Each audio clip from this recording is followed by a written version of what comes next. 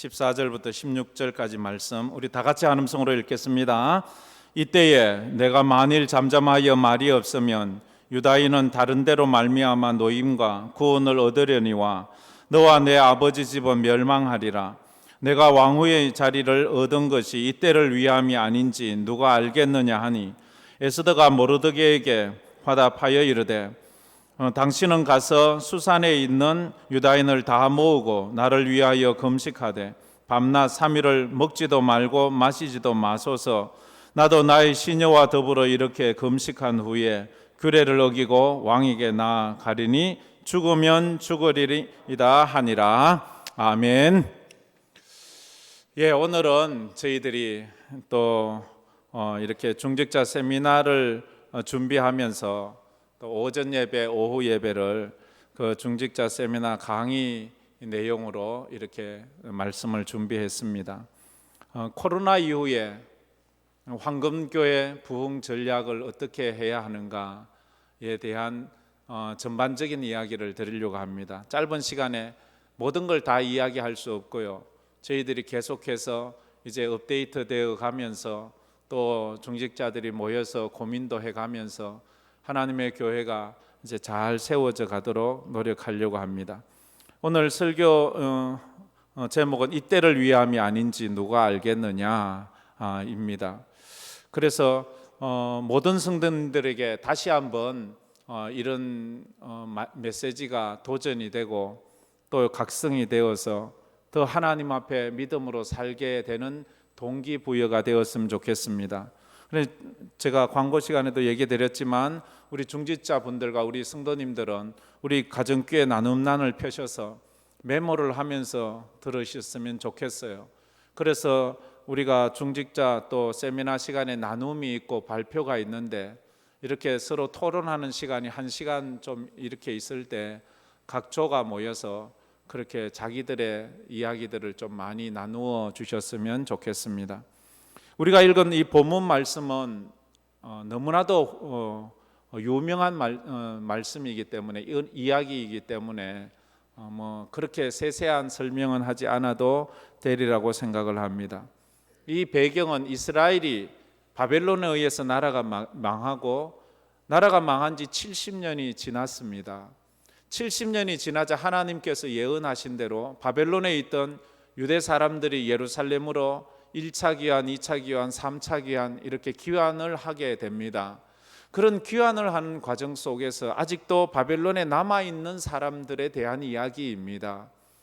바벨론에 남아있는 사람들이 남의 나라에서 사는 게 그렇게 좋지는 않거든요. 그래서 그들이 거기 살다가 하만이라는 사람의 모함으로 유다 민족이 다 몰살할 위기에 처하게 됩니다. 다 몰살을 할 때 마침 그때의 왕의 부인 왕후가 에스더였습니다. 유대인이었습니다. 그래서 그 에스더의 사촌 오빠인 모르드게가 너가 지금 우리 민족이 다 죽게 되었는데 마침 네가 왕후로 있으니까 왕에게 나아가서 우리의 사정을 억울한 사정을 아래서 우리 민족을 살려라. 그런데 이 왕후 에스더가 소극적이에요. 내가 나갈 수 없다고, 가면 내가 죽는다고. 그때 모르드게가 하는 말이 네가 이때 잠잠하면 하나님께서 너 말고 다른 데로 하나님께서 구원의 길을 여실 거야. 너가 왕후가 된 것은 이때를 위함이 아닌지 누가 알겠느냐 하면서 막 질책을 하는 거예요. 그러자 에스더가 정신을 차리고 다시 그 민족을 구원하는 그런 이야기입니다.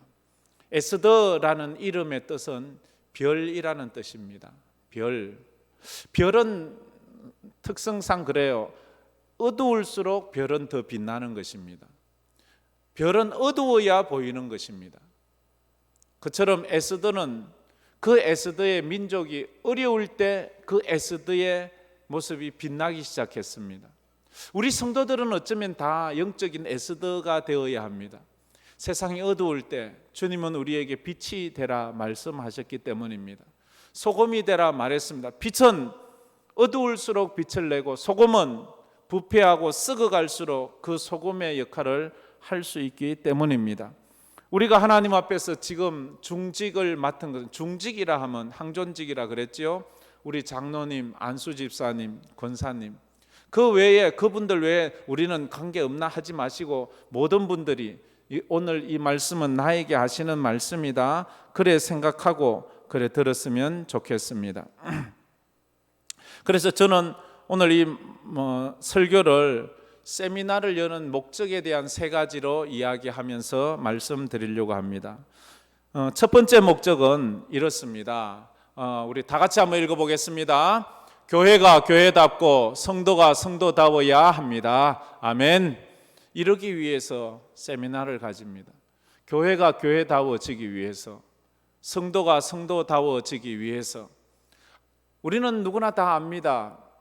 예수 믿지 않는 사람들도 기본적으로 어느 정도 교회가 어떤 일을 해야 되는지 정도는 압니다. 그래서 말하면 교회가 그렇게 하면 돼요, 목사가 그러면 돼요, 장로가 그러면 돼요, 이렇게 말할 때가 있지 않습니까? 여러분 생각에 우리 황금교회는 어떤 교회가 되었으면 좋겠습니까? 그거를 한번 고민해 보시고 그걸 나누어 보시고 그걸 제안해 보세요. 그리고 여러분 생각에 황금교회 중직자라면, 황금교회 목사라면, 황금교회 장로라면, 황금교회 권사요 안수집사라면 어떻게 살아야 되겠는가 한번 고민해 보세요. 그리고 여러분들이 한번 그 답을 찾아갈 수 있었으면 좋겠습니다. 난세에 영웅이 난다고 말합니다. 나라가 어렵고 위기가 왔을 때 그때 충신이 나온다고 그렇게 말을 합니다. 교회도 똑같습니다. 교회가 힘들고 어려울 때 믿음의 사람이 나오는 것입니다. 누가 알곡이고 누가 가라지인지 그때 진짜로 구분이 되는 것 아니겠습니까? 나라를 구하는 영웅 누구이겠습니까? 영웅은 특별한 사람이 아닙니다. 영웅은 팔이 3개고 키가 2m가 넘고 이런 사람이 영웅이 아니라 영웅은 지극히 평범한 사람입니다. 그러면 어째서 그들이 영웅이 되는가? 모든 사람이 힘들고 어렵다고 도망갈 때 자기 자리를 지키는 사람이 영웅입니다. 자기 일을 성실하게 묵묵히 해내는 사람을 우리는 영웅이라 말합니다. 그래서 나라에서도 시민상을 주고 훌륭한 국민상을 주고 그렇게 합니다. 그 상을 받는 사람들 보면 특별한 사람이 아니에요. 자기 일을 한 사람이에요. 코로나 때 의료진들을 보면 참 훌륭해요. 자기도 코로나에 걸릴 것 같은데도 그것을 두려워하지 않고 그 일에 감당해요. 제가 병원에 입원했을 때 거의 의료진들은 우주복을 입고 오잖아요. 우주복을 입고 오고 음압실로 들어와서 다들 겁내서 가족들도 못 오게 하는 거기에 의료진들은 언제나 제가 호출하면 쫓아왔습니다. 그래 와서 어디가 불편하냐고, 뭘 도와드릴까냐고. 참 그랬어요. 불이 났을 때 소방 공무원들이 얼마나 수고하는지를 알지요. 불 속에서 사람이 소리가 나면 들어가면 자기가 죽을 수도 있는데 거기 들어가는 거예요. 그래서 그의 사명을 다하는 거예요. 하나님의 교회도 그러는 거예요. 그 일을 감당해야 돼요. 저희 교회가 몇 년 전에 소방 물탱크가 터져가지고 온 교회가 물에 잠겼습니다. 그저 옥상부터 지하까지 정말로 이 건물 안에 비가 안 새는 데가 없었어요.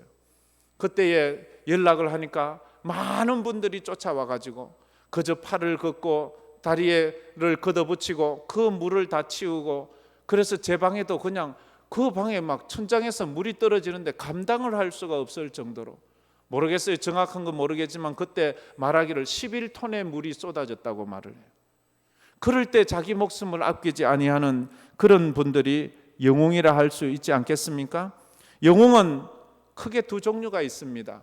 나라가 전쟁이 났을 때 그 전쟁을 지켜낸 사람이 영웅이고, 또 한 부류의 영웅이 있습니다. 그 전쟁이 끝난 다음에 그 나라를 다시 세우는 영웅이 있습니다. 나라를 지키는 영웅이 있고 나라를 다시 세우는 영웅이 있습니다. 코로나 때도 똑같습니다. 우리 교회도 똑같습니다. 이 교회를 지금까지 세운 영웅들이 있는가 하면 이제 이 세워진 이 교회를 더 성장시키는 영웅들이 또 있어야 된다 하는 것입니다. 아이를 낳는 부모가 있다면 아이를 기르는 부모도 있어야 합니다. 낳는 것이 중요하지요. 안 낳으면 그가 생명이 없는데, 그런데 낳았다고 다 끝난 게 아니잖아요. 자라가야 되는 것 아니겠습니까? 에스더는 처음엔 자기가 왕후가 된 이유를 깨닫지 못했습니다. 너가 왕후이니까 왕에게 나가서 우리의 억울함을 이야기하고 민족을 살리라 했대요. 내가 왜요? 내가 나가면 죽을 수도 있는데요. 내가 왜 해야 합니까? 자기가 왕후가 된 이유를 몰랐어요. 근데 뒤에 그것을 깨닫고 나서는 자기의 왕후의 직책을 사용해서 민족을 구원하는 일을 합니다. 요한복음 17장 4절 말씀은 이렇게 말합니다. 우리 다 같이 한번 읽어보았으면 좋겠습니다. 아버지께서 내게 하라고 주신 일을 내가 이루어 아버지를 이 세상에서 영화롭게 하여 싸우니. 아멘. 저 말씀에 보면 아버지께서 내게 하라고 하신 일을 이룰 때 아버지를 내가 영화롭게 할 수 있는 거예요. 하나님께서 여러분에게 주신 일이 뭐예요? 직분이 뭐예요? 장로, 권사, 안수집사, 주일학교 교사, 그런 거 아니겠습니까? 성도가 성도다워져야 돼. 목사가 목사답고, 장로가 장로답고, 권사가 권사답고, 집사가 집사다워져야 합니다. 여러분 생각은 어떻습니까? 여러분이 그 직책에 걸맞는 그런 삶과 믿음과 영성을 가지고 있다고 그렇게 생각을 하십니까? 아버지께서 내게 하라고 주신 그 일을 내가 이루어 내가 아버지를 이 세상에서 영화롭게 하여 싸우니. 저는 이 구절을 참 좋아합니다. 아버지께서 제게 하라고 주신 이 담임 목사의 이 직책을 잘 감당해서 하나님 아버지를 이 세상에서 영화롭게 하려고 하는 것, 이 말씀 하나만 딱 붙잡아 보세요. 가끔은 제가 설교를 하면서 막 잔소리처럼 하기도 하고 막 뭐 좀 미안하지만 꾸중처럼 하기도 하고 이렇게 할 때가 있지 않습니까? 그러니까 어떤 분이 이렇게 말씀하셨어요. 목사님이 앞에서 하는 이야기는요, 설교에서 하는 이야기는 사람들에게 심각하게 받아들여지지 않습니다. 다 저 사람이 들어야 돼, 저 사람한테 하는 거야, 나하고는 관계없어, 막 심한 말을 해도 사람들은 거기에 별로 상처도 안 받고 별로 개념치 않습니다. 설교로 들으니까요. 그러면 어떻게 해야 돼요? 1대1로 하세요. 1대1로. 요번에 그래서 제가 시간이 되면 이 세미나 마치고 안수 집사님들 1대1로 다 불러서 1대1로 이제 얘기를 해야지만 자기 이야기로 듣는데, 오늘 이 설교를 여러분 여러 사람에게 하는 설교가 아니고 여러분 개개인에게 하는 설교로 듣기를 바랍니다. 할렐루야. 이런 마음이 있어야 돼요. 그래야지 뭐 메시지가 들을 때 가슴이 콕 찔리기도 하고 막 마음이 아프기도 하고 어떨 때 속상하기도 하고, 목사님은 내 사정 모르면서 왜 그런 말을 하시나 이렇게도 하고, 그렇게 하려면 집어치우세요. 이렇게 말하면 그것이 아이고 나보고 하시나 이랬듯이, 어머 저 집사 보고 하는 모양이네. 자기는 아무런 상처도 되지 않고 아무런 관심도 없는 말이 되어서는 안 된다 하는 것입니다. 중직자는 자신이 왜 이때에 중직이 되었는지를 깨달아야 합니다. 왜 하필 코로나 때? 제가 그렇잖아요. 제가 위임받고 나니까 코로나가 와버렸어요. 참 이거 코로나 없어도 힘든데 그래서 당황했어요. 중직이 중직답지 못하면 걸림돌 받게 되지 않아요. 우리는 디딤돌이 되어야 돼요. 중직은 모든 성도들의 본이 되어야 되지 않습니까? 그래서 중직은 그 본을 따라서 섬길 때에 다른 사람들이 그 본으로 따라오잖아요. 예배는 이렇게 드리는 것입니다 라는 것을 보여주세요. 하나님의 교회는 이렇게 섬기는 것입니다 라는 것을 보여주세요. 하나님 앞에 헌금은 이렇게 하는 겁니다 라는 것을 보여주세요. 뭐 그거 적당히 해 이러지 마세요. 어떨 때 이런 말 들으면 속상할 때, 목사님 저희들이 헌금을 좀 하려고 하는데 저 사람이 네가 뭔데 그렇게 많이 하는데 이렇게 말해요. 아니 그 말을 왜 자기가 못한다고 왜 남한테 못하게 합니까? 그런 중직이 되어서는 안 돼요. 내가 하나님 앞에 걸림돌이 되어서는 안 돼요. 성도들이 하나님 앞에 나가는데 걸림돌이 되어서는 안 되잖아요. 디딤돌이 돼야죠. 이 목사가 여러분에게 어쨌든 하나님 만나는 디딤돌이 돼야 되죠. 제가 처음부터 늘 드리는 얘기가 있잖아요. 저는 2대 목사로서, 저희 교회가 43년 된 교회지만 이제 2대 목사잖아요. 2대 목사로서 3대 목사가 와서 목회할 수 있는 디딤돌이 되는 게 제 기도 제목입니다. 제 뒤에 후임 목사님이 오셔서 마음껏 예배하고 설교하고 사역하고 뭐든지 부족함이 없도록. 그래서 저는 제가 끝날 때 우리 교회 첫째, 빛이 하나도 없었으면 좋겠어요. 그리고 우리 교회가 정말로 모든 사역들을 마음껏 할 수 있는 그런 터전을 마련해 주었으면 좋겠어요. 여러분이 꿈꾸는 황금교회는 어떤 교회입니까? 여러분이 생각하는 중직자는 어떻게 교회를 섬겨야 된다고 생각을 하십니까? 한번 오늘 나누어 보세요. 적어서 나누어 보세요. 우리 성도님들은 내가 중직이 아니라면 그걸 한번 적어서 우리 장로님들에게 드려보세요. 제 생각엔 이런 것도 참조를 해주세요. 이랬으면 좋겠어요. 이번 세미나는 강의 듣는 세미나가 아니라 자기 스스로가 참여하는 세미나거든요. 모든 사람들이 같이 토론하는 거예요.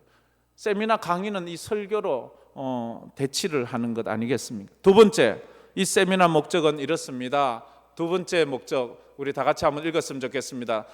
위기를 기회로 만들어야 합니다. 아멘. 지금 위기를 기회로 만들기 위해서 그렇습니다. 지금 누가 뭐라 해도 국가적으로도 위기입니다.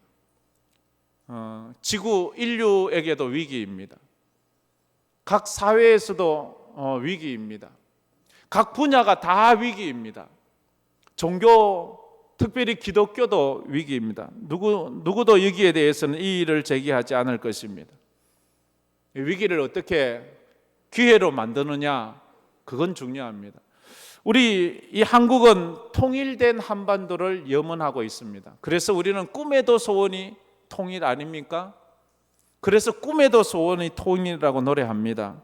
그렇다면 우리가 꿈에도 소원이 통일이라면 이 통일을 준비해야 하고, 통일된 다음에 이 한반도를 어떻게 섬겨갈 것인지, 세워갈 것인지를 준비해야 합니다. 만약에 준비되지 않은 채 이 한반도에 통일이 온다면 이 한반도는 위기가 올 겁니다.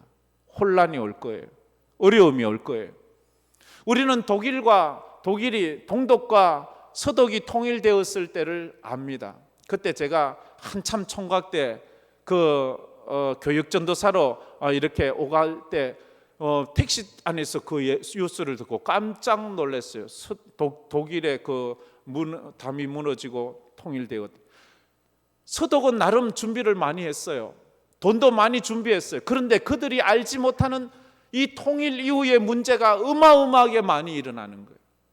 그렇게 준비를 많이 한 나라도 지금까지 어려웠고 이제 조금 펴려고 하는데 코로나가 왔잖아요. 그렇다면 이 한반도가 이후를 준비하지 않는다면 통일이 도리어 우리에게 재앙처럼 다가와서 우리나라를 혼란에 빠뜨릴 거예요. 남과 북을, 또 정치적인 문제를, 여러 가지 외세의 그러한 영향력들을 혼란 속에서 우리가 도리어 뒷걸음질 칠 거예요. 이와 같이 코로나가 지나고 난 이후를 우리는 늘 꿈꿉니다. 빨리 코로나가 끝나라, 빨리 코로나가 지나가라. 그러면 좋겠다. 그런데 코로나 이후에 우리의 모든 삶들을 준비하지 않는다면 정치도, 경제도, 우리 모든 분야의 교육도 준비를, 왜냐하면 이전으로는 결코 우리는 돌아갈 수 없다는 것을 다 압니다. 우리는 코로나가 다 끝나도 우리는 결코 그 전으로 돌아가지를 못해요. 그렇다면 그 전으로 돌아가지 못하는 것들을 준비해 가야 돼요. 코로나 때 갑자기 모든 환경이 바뀌어 버렸어요. 갑자기 아이들이 없어져 버렸어요. 저출산이 급속도로 이루어져서 아이들이 없어져 버렸어요. 1인 가구가 늘어났어요. 고령층이 증가했어요. 이런 분야를 어떻게 극복해 갈 것인가? 교회에서 고민하고 또 고민을 해야지. 그렇지 않으면 코로나는 없어졌는데 교회는 자리가 텅텅 비어요. 지금도 보세요. 얼마나 텅텅 비었어요. 그러니까 준비를 해야 되지 않겠습니까? 교회를 향한 꿈에도 소원이 무엇입니까? 저는 언제나 누구에게도 이야기합니다. 저를 위한 기도를 드릴 때 저는 언제나 이렇게 기도해 달라고 부탁합니다. 성령 충만한 목사가 되게 기도해 주세요. 저의 첫 번째, 늘 누가 물어도 저는 이 기도 제목은 똑같습니다. 근데 오늘 이 설교에서 보면 하나 더 추가한다면, 목사다운 목사가 되게 기도해 주세요. 목사다운 목사가 되게 기도해 주세요. 참 두렵고 떨리는 마음으로 이 이야기를 하는 겁니다. 왜냐하면 저도 목사답지 못할 때가 가끔 있지 않겠어요? 그러면 그것이 참 하나님께 영광을 가리지 않겠습니까? 우리 교회를 위한 소원이 있습니다. 우리 교회를 향한 소원은 첫째가, 저는 예배가 살아나는 교회가 되는 거예요. 뭐 큰 건물을 짓기 전에, 큰 사역을 하기 전에 교회는 예배가 살아나야 돼요. 그래야지만 이 교회를 통해서 하나님의 일을 하죠. 초대교회가 뭐 다른 것이 훌륭해서가 아니고, 예배가, 초대교회는 어디서 강가에 드리든 들판에서 드리든 어디서 드리든지 그들의 예배에는 은혜가 넘쳤고 감동이 있었고 기적과 치유가 일어났기 때문에 그 예배를 통하여 회개의 역사가 일어나고 3,000명 5,000명이 회개한 것 아니겠습니까? 의자가 푹신하다고 은혜로운 예배가 아니잖아요. 우리가 예배가 살아있는 그런 예배가 될 수 있도록 그렇게 기도했으면 좋겠습니다. 모르드게는 에스더를 준비했습니다. 준비한 그 에스더의 헌신으로 그 위기가 기회가 되었습니다. 처음에는 에스더가 주저했지만 그가 깨달았습니다. 나밖에 없구나. 한번 따라해 봅시다. 나밖에 없구나. 우리 장로님들, 권사님들, 안수집사님들 특별히 고백할, 나밖에 없구나. 에스더가 그제야 깨닫는, 자기가 왜 내가 해야 합니까? 내가 죽을 수도 있는데 왜 해야 합니까? 근데 가만히 생각해 보니까 내가 왕의 아내인데 내가 왕에게 나가서 말하지 않으면 그 누가 왕에게 나갈 수 있단 말이냐. 나밖에 없구나. 지금 우리 민족을 살릴 수 있는 사람은 나밖에 없구나. 지금 우리 황금교회를 위해서 기도할 사람은 나밖에 없구나. 지금 우리 황금교회를 위해서 눈물을 흘릴 사람은 나밖에 없구나. 나밖에 없구나. 이것을 깊이 깨달으면 거기에서 헌신이 나가는 거예요. 자신이 밥값을 내야 될 때는 밥값을 좀 내야 됩니다. 중직이 되면 커피값을 내야 될 때는 커피값도 내야 됩니다. 맨날 신발끈만 묶고 있어서는 안 되는 거예요. 자기가 하나님 앞에, 내가 중직이지, 내가 그래도 하나님의 교회에 또 앞선 사람이지, 하나님께서 다 책임지시지, 믿음으로 다 고백하지 않습니까?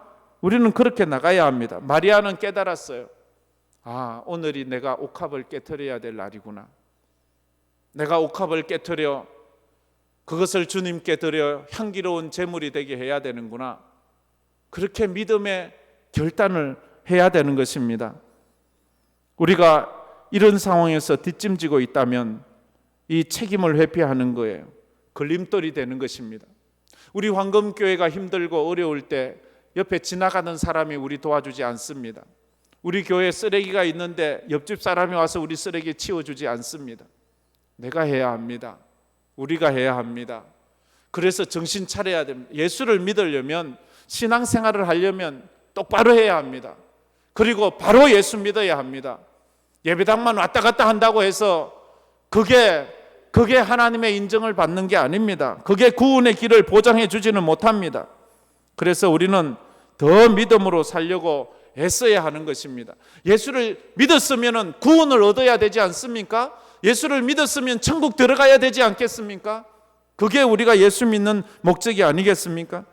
그래서 모르드게가 에스더에게 이런 말을 합니다. 14절 말씀이지요. 우리 14절 말씀 다 같이 한번 읽어보겠습니다. 이때에 내가 만일 잠잠하여 말이 없으면 유다인은 다른 데로 말미암아 노임과 구원을 얻으려니와 너와 내 아버지 집은 멸망하리라. 내가 왕후의 자리를 얻은 것이 이때를 위함이 아닌지 누가 알겠느냐 하니 라고 말을 하고 있습니다. 얼마나 저 말을 가만히 뜯어보면요, 굉장히 가격한 말이고 굉장히 아주 센 말을 하고 있는 거예요. 그렇잖아요. 네가 지금 말이 잠잠하면 하나님은 다른 사람 통해서 우리 구원할 거야. 그런데 너와 내 아비 집은 멸망할 거야. 네가 왕후가 된 것이 이때를 위함이 아닌지 누가 알겠? 네가 왕후가 된 것은 지금을 위해서 하나님이 세운 거야. 너의 존재 목적은 지금이야. 그걸 알아야 되는 거야. 이 말에 에스더는 하나님의 음성을 두 가지로 듣는 것 같습니다. 첫째, 에스더가 받은 메시지는 이거인 것 같습니다. 내가 아니어도 하나님은 일하신다. 내가 아니어도 하나님은 일하시는구나. 단지 나는 버림받을 뿐이야. 내가 아니도 하나님은 일하세요. 황금교회가 그렇잖아요.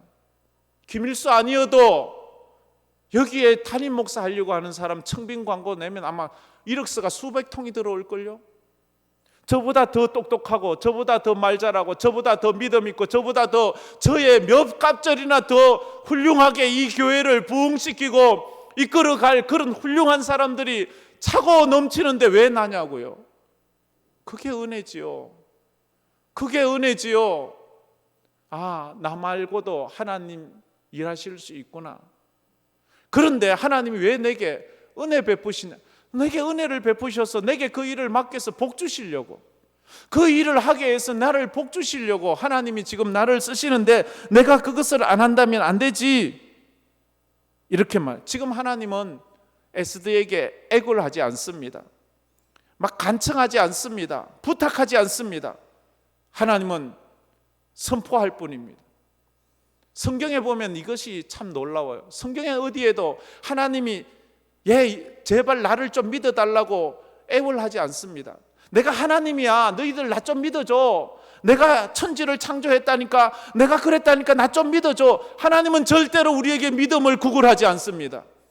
하나님은 절대로 우리에게 헌신을 구걸하지 않습니다.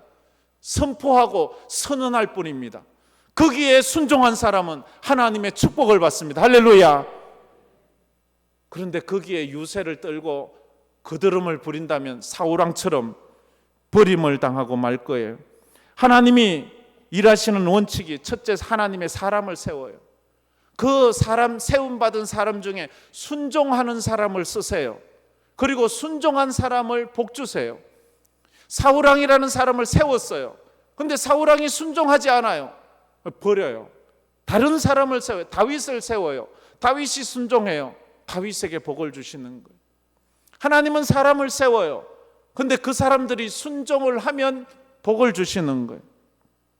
이 원리를 우리가 잘 깨달아야 되는 거예요. 하나님의 일들은 사람에 의해서 좌우되지 않아요. 하나님의 일은 사람들에 의해서 그것이 꺾이지 않아요. 하나님의 일은 하나님이 하시기 때문이에요. 모세가 아니더라도 하나님은 출애굽을 하셨을 거예요. 그런데 모세를 통해서 하기를 원하세요. 우리가 아니라도 하나님은 일하세요. 그런데 우리를 통해서 일하기를 원하세요. 여러분들을 통해서 장로님, 권사님, 안수집사님, 여러분 성도 한 사람 한 사람, 우리 성가대원들 한 사람 한 사람을 통해서 이 일을 하기를 원하시는 거예요. 이 일에 쓰임 받을 때 하나님은 우리에게 축복해 주신다. 이렇게 말. 할렐루야. 좀 더 제가 또 하다 보면 좀 이렇게 과격해서 잘 새겨 들으시길 바랍니다. 그래서 믿음으로 반응했으면 좋겠습니다. 요한계시록 2장 5절에도 이렇게 말씀을 하고 있습니다. 다 같이 읽겠습니다. 그러므로 어디서 떨어졌는지를 생각하고 회개하여 처음 행위를 가지라. 만일 그리하지 아니하고 회개하지 아니하면 내가 내게 가서 내 촛대를 그 자리에서 옮기리라. 처음 행위를 회복하지 않으면 촛대를 옮긴대요. 촛대를 옮긴대요. 하나님, 제가 처음 사랑을 갖게 해주세요. 우리 특별히 중직자들은 임직 받을 때, 안수 받을 때, 취임할 때 그때의 감격을 아직도 잊지 않고 있죠? 잊었나요? 우리가 작년에도 임직을 했어요. 그 저작년에도 임직을 했어요. 2년 연속 우리가 장로님, 권사님, 안수 집사님들을 세웠어요. 어때요? 벌써 식었나요? 벌써 침륜에 빠졌나요? 그러면 안 돼요. 진짜 열심히 기도하고 헌신해야 될 때예요. 진짜 열심히 주님만 바라보고 부르짖어야 될 때예요. 너무 일찍 늙어버린 거 아니에요? 다시 회복하세요. 선배님들이 정신을 차렸으면 좋겠어요. 그 전에 임직하신 우리 선배님들 정신 좀 차려야 되겠습니다. 안수 집사님들 특별히 정말로 기도에 열심을 내야 돼. 권사님들 특별히 선배가 본을 잘 보여야 후배가 그걸 보고 따라할 것 아니겠습니까? 선배님의 모습이 곧 후배들의 걸음걸이가 아니겠습니까? 그래서 우리가 더 열심히 그 일에 헌신해야 되는 겁니다. 두 번째로 에스더가 받은 메시지는 내가 왕후의 자리를 얻은 것이 이 때를 위해, 지금을 위해서 내가 왕후가 되었구나. 지금을 위해서 장로가 되고 안수 집사가 되고 권사가 된 줄 믿으시길 바랍니다. 할렐루야. 힘있게 좀 아멘 좀 해보세요. 이 믿음으로 고백해야 됩니다. 중직자가 아니라도 이럴 때는 아멘으로 같이 참여해 주세요. 자, 할렐루야. 할렐루야. 그래요. 이렇게 뭔가 힘을 내야지. 우리 또 중직자들이 힘을 냅니다. 성도들이 우리 중직자들에게 수고하십니다. 참 수고가 격려도 많이 해주세요. 그러면 힘을 낼 수 있는 게 아니겠습니까?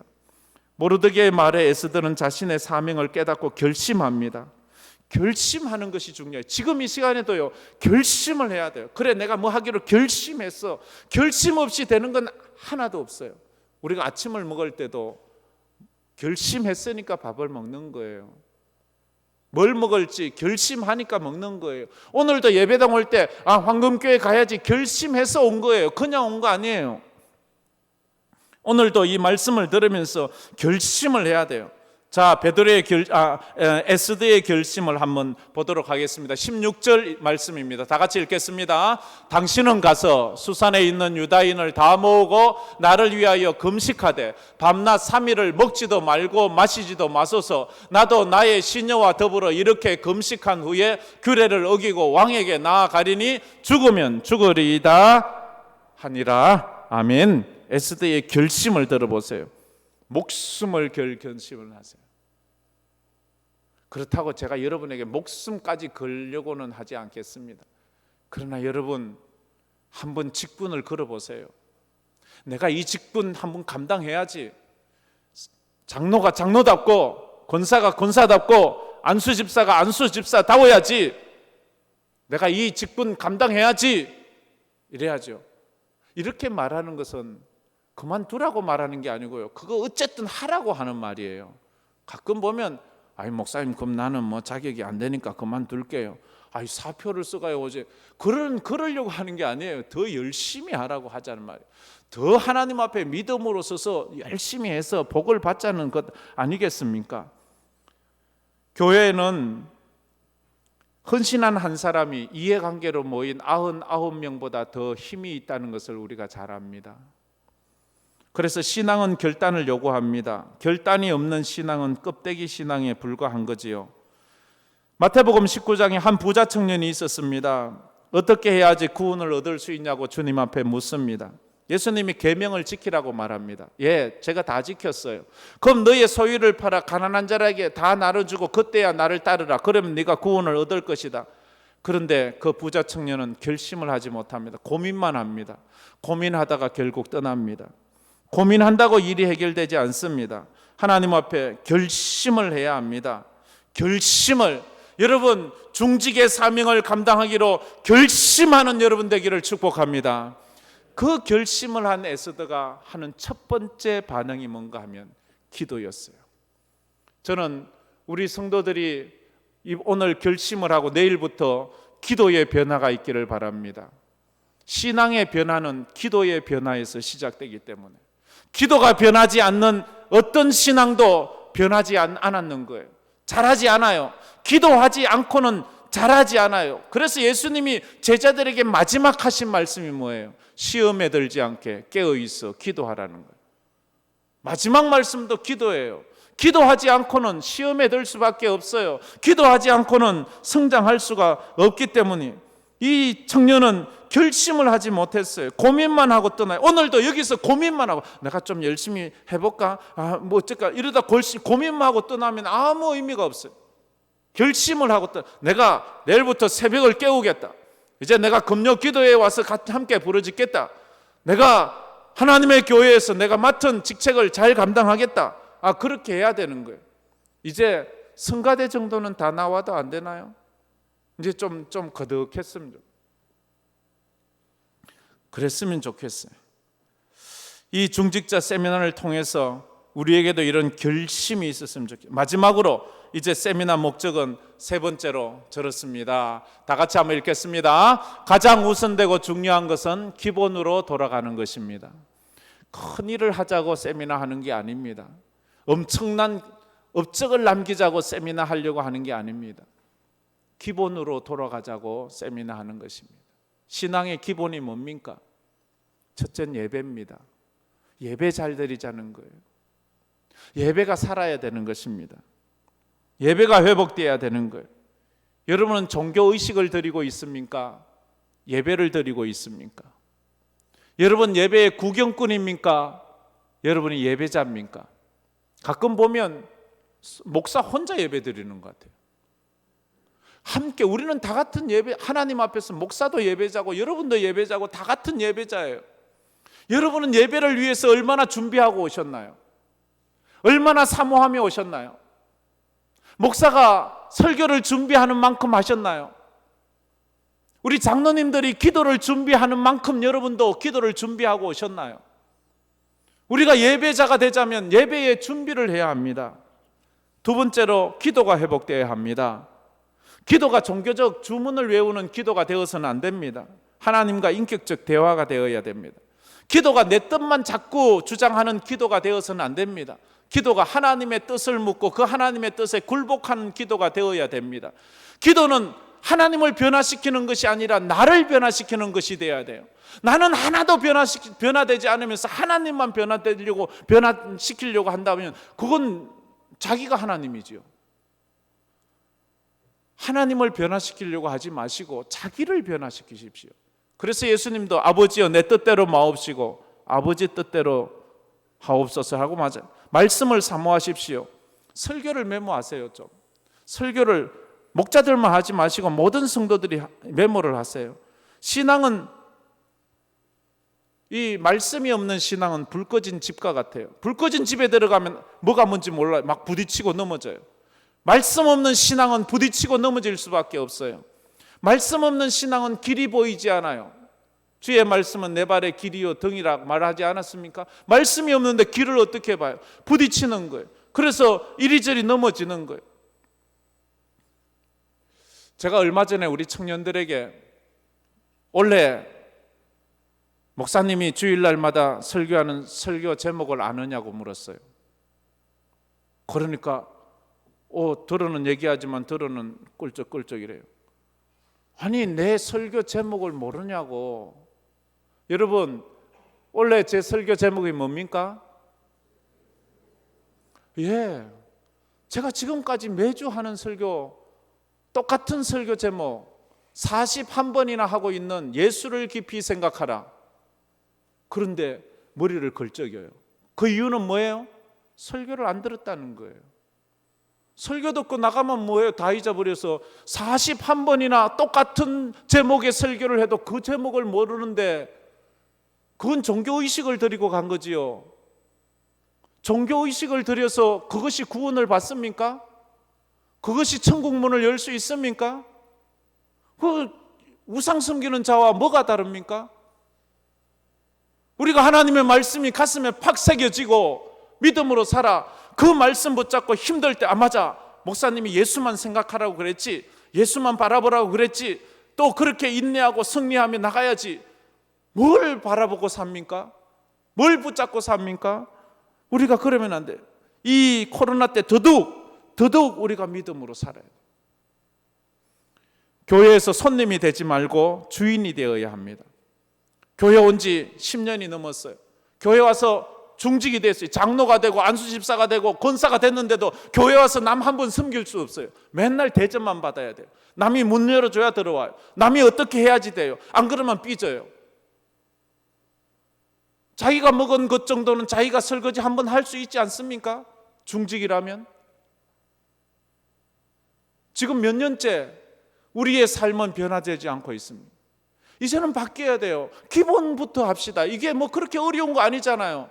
남의 거 해주자는, 내 거 하자는 거예요. 우리가 이 정신을 죄송합니다. 자꾸 잔소리를 하게 돼서. 우리 성도들은 익숙한데 모르는 분들 들으면 저 목사는 웃기는 목사다 이럴지. 전 오후 설교는 주로 이렇게 합니다. 예. 어쨌든 우리가 더 믿음으로 주님 바로 섬겨나가는 우리 중직들 되기를 주의 이름으로 축복합니다. 예, 우리 다 같이 한번 찬양 부르면서 또 기도하며 나갔으면 좋겠습니다. 오늘 부를 찬양은 사명입니다. 주님이 홀로 가신 그 길 나도 따라가오, 모든 물과 피를 흘리신 그 길을 나도 가오. 우리가 이 찬양 한번 부릅시다.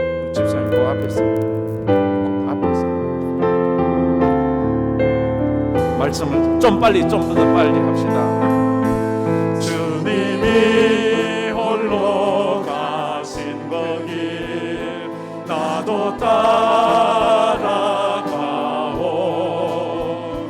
모든 물과 피를 흘리신 그 길을 나도 험한 산도 괜찮소, 하나 끝이라도 나는 괜찮소. 죽어가는 저들을 위해 나를 버리길 바라오. 아버지 나를 보내주오. 나는 달려다 계속 아끼지 않겠소. 나를 보내주오. 세상이 나를 미워해도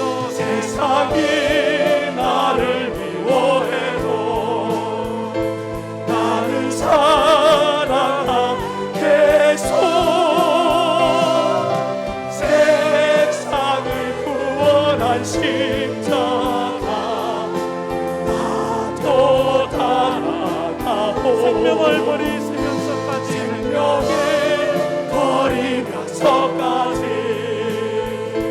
나를 사랑한 당신, 이 작은 나를 받아주오. 나도 사랑하고 생명을 버리면서까지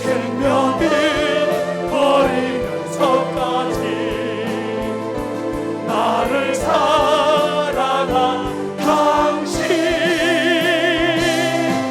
이 작은 나를 받아주오. 나도 사랑하오. 우리 다 같이 눈을 감고 머리를 숙여 말씀을 생각하면서 기도했으면 좋겠습니다. 오늘 이 말씀이 누구에게 하신 말씀으로 들리십니까? 옆에 있는 사람에게, 아니면 다른 중직들에게 하신 말씀으로 들립니까? 에스더는 자기에게 하는 말로 들었습니다. 내가 아니면 아무도 없구나, 나밖에 없구나, 지금 내가 일해야 될 때구나, 내가 아니라도 하나님은 일하시는구나, 그것을 깨달아야 합니다.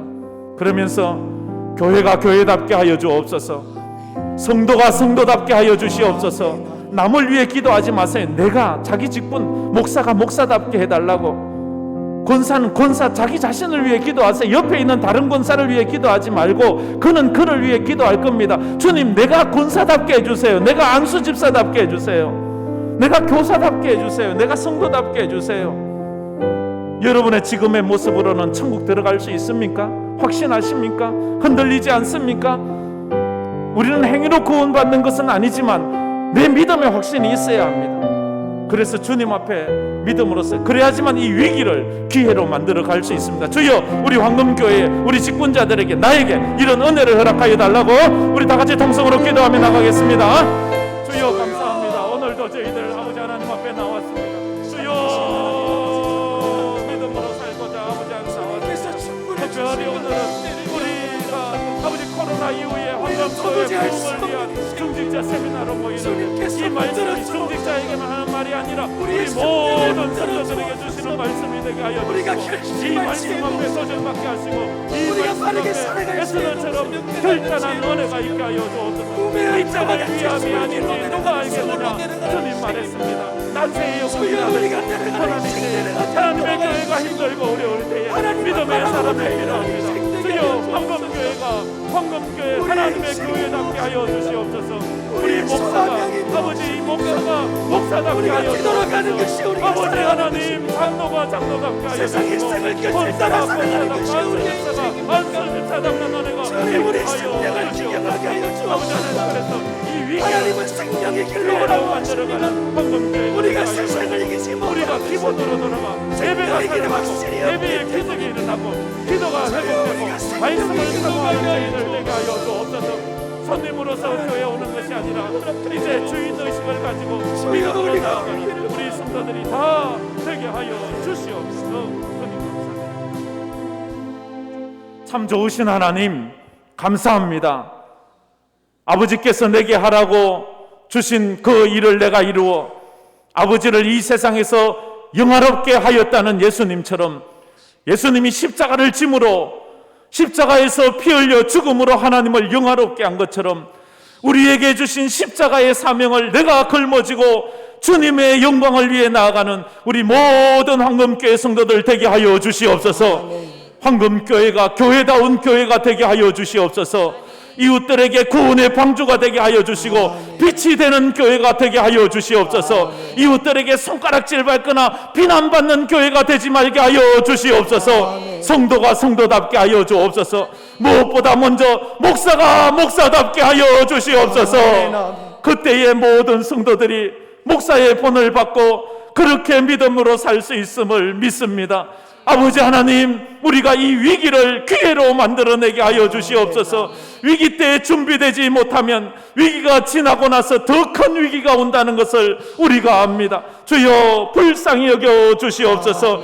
가장 기본적인 것으로 돌아가기를 원합니다. 예배 잘 드리기를 원합니다. 다른 거 하려고 하기 전에 내가 먼저 예배자가 되게 하여 주시옵소서. 구경꾼이 되지 말게 하여 주시옵소서. 예배 잘 드리면 하나님의 축복을 받는 것을 알게 하여 주시옵소서. 종교의식이 아니라 예배가 되게 하여 주시고 기도할 때 하나님을 바꾸지 말고 나를 바꾸는 기도를 드리게 하여 주시옵소서. 말씀을 사모해서 말씀이 나를 이끌어가는 인생을 살게 하여 주시고 교회의 손님이 아니라 주인의식을 가진 주인으로서 하나님의 교회를 섬겨가게 하여 주시옵소서. 지금은 우리 주 예수 그리스도의 은혜와 우리 하나님 아버지의 무한하신 사랑하심과 성령님의 감화 감동으로 충만하심이 하나님에게 받은 직분을 감당하기 위해 믿음으로 에스더처럼 헌신하며 나가기로 다짐하는 우리 모든 중직들과 우리 사랑하는 황금교회 모든 성도들 머리머리 위에 흩어진 우리 10가정 파송 선교사들 그 사역과 가정 위에